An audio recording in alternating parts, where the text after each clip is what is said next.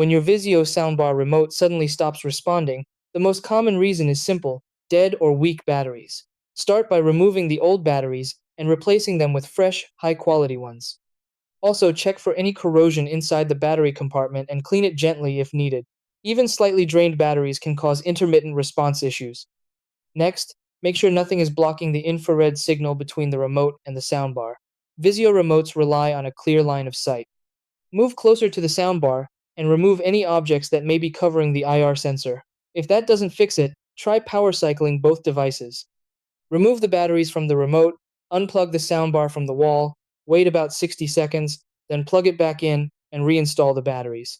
This reset clears temporary communication glitches. If the problem continues, move to advanced fixes. Enable HDMI CEC in your TV settings so your TV remote can control the soundbar through the HDMI ARC connection. It may appear as System Audio Control in your TV menu. Also check that the soundbar is connected to the correct HDMI ARC port. If you're experiencing syncing issues, hold the input and Bluetooth buttons together for about 10 seconds to refresh the connection. Outdated firmware can also cause remote problems. Visit Vizio's support page, search for your soundbar model, and install any available updates.